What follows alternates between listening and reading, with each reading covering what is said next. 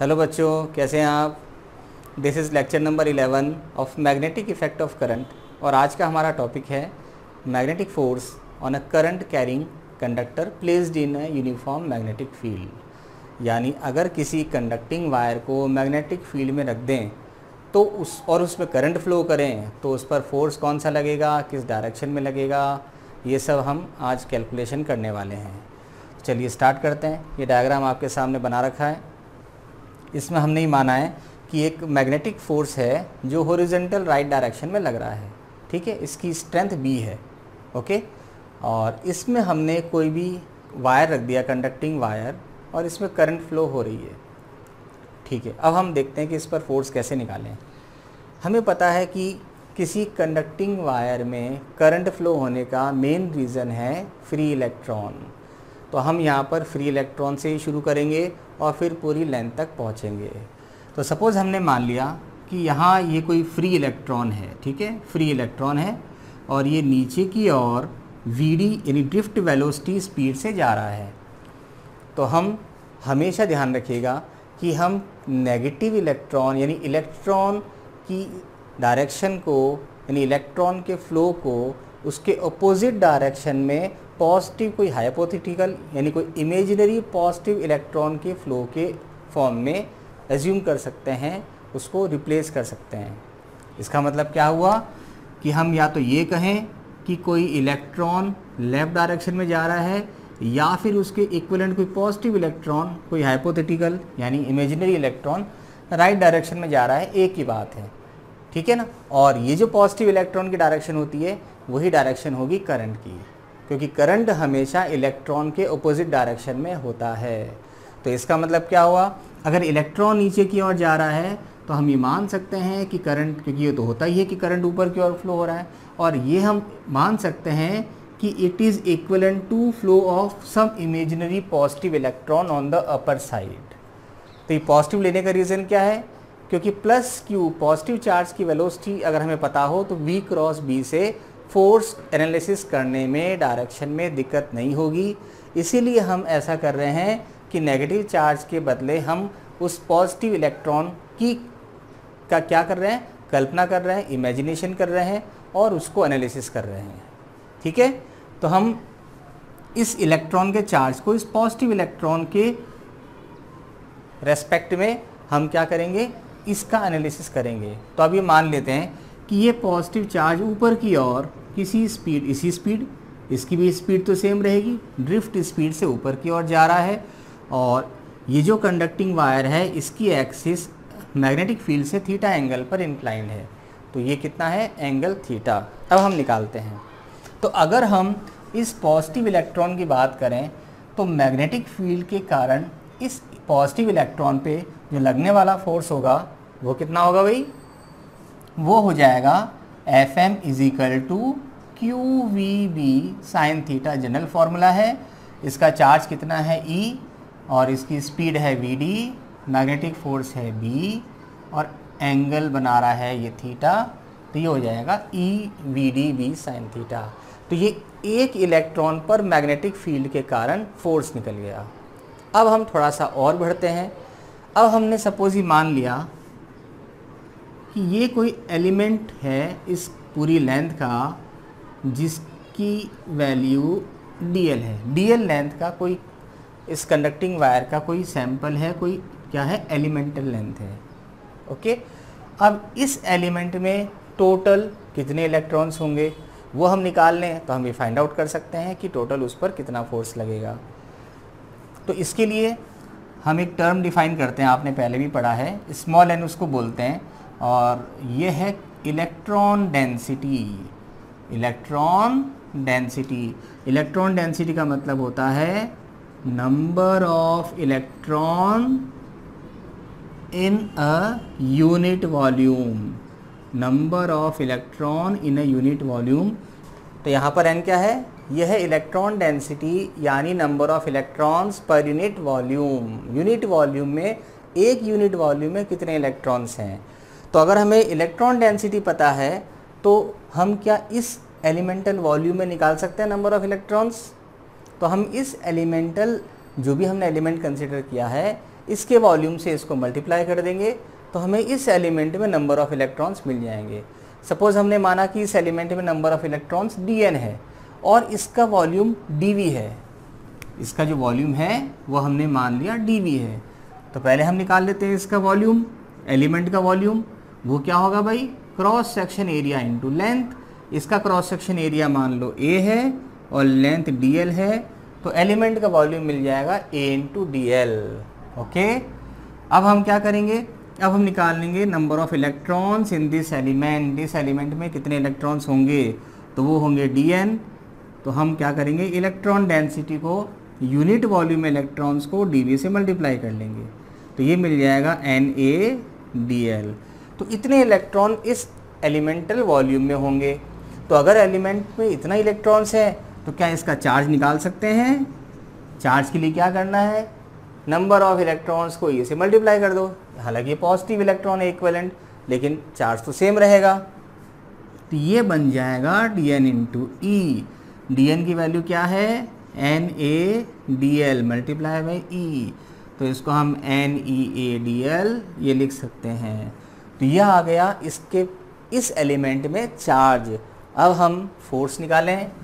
अब सपोज इस एलिमेंट में जितने भी चार्ज है उस पर फोर्स लग रहा है DFM। तो ये क्या होगा भाई, QVB sin थीटा से निकाल लेंगे। इसका चार्ज कितना है dq और वेलोसिटी कितनी है, ड्रिफ्ट वेलोसिटी। मैग्नेटिक जो फील्ड है उसकी स्ट्रेंथ है b और एंगल है between velocity and b is theta. तो इस एलिमेंट पर जो मैग्नेटिक फोर्स लगेगा वो इतना लगेगा। अब हम dq की वैल्यू पुट कर देते हैं, NeADl VdB sin थीटा। ठीक है भाई, अब इसको थोड़ा सा हम रीअरेंज कर लेते हैं। n हम क्या करें, dl को हटा देते हैं, NeAVdl को आगे लिख देते हैं। ठीक है, और ये क्या होता है भाई, NeAVd, it is conventional current. तो इसको हम क्या लिखते हैं, हम लिखते हैं इसको I से। तो ये क्या है, यह है current, NeAVd it is current. तो ये बन जाएगा DLB sin थीटा, साथ में आ जाएगा I। तो ये बन गया है इस एलिमेंटल लेंथ पे लगने वाला फोर्स। अगर हमें पूरे एलिमेंट पे, पूरे कंडक्टर पे फोर्स निकालना है तो हम क्या करेंगे, फॉर कंप्लीट कंडक्टर क्या होगा भाई, टोटल फोर्स अगर फाइंड आउट करना है तो हम इसका इंटीग्रेशन कर देंगे। ठीक है, तो अब देखो इसमें वेरिएबल क्या है भाई, करंट फ्लो हो रही है I से, वो चेंज नहीं होगी क्योंकि यूनिट कांस्टेंट स्पीड से वेलोसिटी है, कांस्टेंट स्पीड से फ्लो हो रहा है, और इलेक्ट्रॉन फिर करंट सेम रहेगी, और B कांस्टेंट है, मैग्नेटिक फील्ड की स्ट्रेंथ, थीटा चेंज नहीं हो रहा है क्योंकि वायर की पोजीशन को हम चेंज नहीं कर रहे हैं। तो यहाँ पर वेरिएबल क्या बचा, लेंथ, जो यहाँ से यहाँ तक बढ़ रही है। तो हम क्या करें, IB sin थीटा को बाहर निकाल देते हैं और DL का इंटीग्रेशन कर देते हैं, और इसकी लिमिट ऑफ इंटीग्रेशन हो जाएगा 0 से L। ठीक है, तो ये हो गया है 0 से L। तो टोटल फोर्स की वैल्यू क्या मिल जाएगी भाई, DL का इंटीग्रेशन क्या होता है, L। ओके, तो ये मिल जाएगा L लिमिट 0 से L। तो हम अब लिख देते हैं इसको BI sin थीटा, लिमिट रखें upper limit minus lower limit, तो BIL sin थीटा। तो ये आ गया है इस पूरे कंडक्टर पर लगने वाला फोर्स। तो अगर हमें कंडक्टर की लेंथ पता है, उस पर फ्लो होने वाली करंट पता है, मैग्नेटिक फील्ड पता है, और कंडक्टर की एक्सिस और मैग्नेटिक फील्ड के बीच का एंगल पता है, तो हम क्या फाइंड आउट कर सकते हैं, कंडक्टर पर फोर्स को फाइंड आउट कर सकते हैं। ठीक है, तो ये तो हुआ इसका स्केलर फॉर्म, क्योंकि ये फोर्स है और फोर्स वेक्टर क्वांटिटी होती है, तो हम इसको क्या वेक्टर फॉर्म में लिख सकते हैं क्या भाई। तो अगर इसको अब वेक्टर फॉर्म की बात करें तो वेक्टर फॉर्म में देखो करंट तो आपकी स्केलर क्वांटिटी है, क्लियर। तो लेंथ को हम ज़रूर वेक्टर फॉर्म में लिख सकते हैं। तो B और L यहाँ पर दो वेक्टर क्वांटिटी हो गई है। तो हम जैसे V क्रॉस B लिखते थे एक पर्टिकुलर चार्ज के लिए, तो कंडक्टर के लिए हम लिख सकते हैं, क्या लिख सकते हैं भाई, हम लिख सकते हैं I into B cross L या फिर I into L cross B, क्योंकि ये अगर हम I को इधर रख दें तो ए बी साइन थीटा वाला फॉर्म बन जाएगा वेक्टर प्रोडक्ट का। तो A क्रॉस B होता है A B sine theta, similarly B L sine theta का मतलब B क्रॉस L या L क्रॉस B। अब दोनों पॉसिबिलिटी बन सकती है। अब हमें चेक करना है कि इन दोनों में से कौन सा सही है। ये चेक करने के लिए हम क्या कर सकते हैं, हम इसमें राइट हैंड रूल लगा के चेक कर सकते हैं कि उसके अकॉर्डिंग मैग्नेटिक फील्ड की डायरेक्शन क्या है। कैसे चेक करेंगे, देखो भाई, ये है आपकी चार्ज की स्पीड की डायरेक्शन, वीडी इस डायरेक्शन में है, पॉजिटिव चार्ज इधर फ्लो हो रहा है, मैग्नेटिक फील्ड राइट में है। तो अगर हम राइट हैंड रूल लगाते हैं सपोज, तो अब क्या करें भाई, ये आपका है V, ये है B, V B, तो V क्रॉस B अंदर की ओर होगा, तो इसका मतलब डायरेक्शन अंदर की ओर होनी चाहिए। तो अब यहाँ से अगर B क्रॉस L करके देखें तो L तो इधर है, B इधर है, तो B क्रॉस L तो बाहर की ओर होगा, तो B क्रॉस L नहीं हो सकता, समझ गए। तो यहाँ पर हम क्या लेंगे, L क्रॉस B लेंगे। तो ये प्रॉब्लम भी ख़त्म हो गई कि L क्रॉस B करना है कि B क्रॉस L करना है। तो ये हमारे पास में वेक्टर फॉर्म में भी हमने मैग्नेटिक फोर्स को लिख दिया है, ठीक है। अब देखते हैं हम कि जो ये मैग्नेटिक फोर्स लग रहा है वायर पे, ये किस पे डिपेंड कर रहा है। ये साथ में ओरिएंटेशन पे भी डिपेंड करता है, यानी अगर conducting wire different different angle बनाएगा मैग्नेटिक फील्ड से तो उस पर अलग अलग फोर्स लगेगा, ठीक है। सपोज़ कंडक्टिंग वायर को हम मैग्नेटिक फील्ड के पैरेलल या एंटी पैरेलल रख दें, इसका मतलब या तो ऐसे रखें, यानी करंट या तो इधर फ्लो हो रही है और या इधर फ्लो हो रही है, अपोजिट डायरेक्शन में फ्लो हो रही है, तो यानी कंडक्टिंग वायर मैग्नेटिक फील्ड के पैरेलल या एंटी पैरेलल है। तो उस केस में क्या होगा भाई, थीटा 0 या 180, तो मैग्नेटिक फोर्स 0। तो फर्स्ट केस ले लेते हैं, if theta is equal to 0 और 180 means conducting wire is parallel और anti parallel to magnetic field, then magnetic force क्या हो जाएगा भाई, 0। तो वायर पे कोई फोर्स नहीं लगेगा। और if theta is equal to 90 degree, यानी कंडक्टिंग वायर मैग्नेटिक फील्ड के परपेंडिकुलर है, तो उस कंडीशन में मैक्सिमम फोर्स लगेगा। देन मैक्सिमम फोर्स जो वायर पे लगने वाला है वो हो जाएगा BIL, क्योंकि साइन थीटा की वैल्यू 1 हो जाएगी, ठीक है। तो दो डिफरेंट ओरिएंटेशंस के लिए अपन ने केस देख लिए हैं। अब अगर इसकी डायरेक्शन की बात करें तो डायरेक्शन निकालने के लिए दो रूल और हैं जिससे हम डायरेक्शन फाइंड आउट कर सकते हैं, क्योंकि अब करंट यहाँ पर इंट्रोड्यूस हो गया है। तो करंट के फॉर्म में दो रूल्स दिए थे, एक तो फ्लेमिंग ने दिया था, फ्लेमिंग लेफ्ट हैंड रूल, और एक क्या आपका है राइट हैंड पाम रूल। तो अब हम दोनों को 1 बाय 1 डिस्कस कर लेते हैं, ठीक है भाई। तो इसको मैं हटा देता हूँ, आप लोगों ने नोट कर लिया होगा, ओके। चलिए,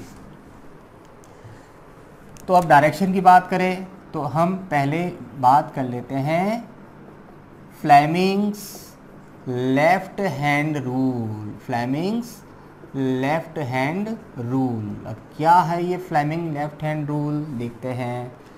हम लेफ्ट हैंड के thumb, four finger, centre finger को आपस में परपेंडिकुलर कर लेंगे, ऐसे कर लिया परपेंडिकुलर।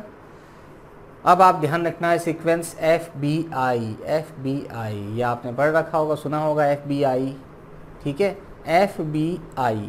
अब क्या करेंगे हम ये क्या है भाई, मैग्नेटिक फील्ड, तो हम अगर हमारे 4 फिंगर को मैग्नेटिक फील्ड की डायरेक्शन में रख दें, सेंटर फिंगर को FBI करंट की डायरेक्शन में रख दें, और ये ध्यान रखना I और B यहाँ हमने माना है परपेंडिकुलर है क्योंकि ये परपेंडिकुलर डायरेक्शन में है, तो उस कंडीशन में जो थंब होगा वो उस वायर पे मैग्नेटिक फोर्स की डायरेक्शन को बताएगा।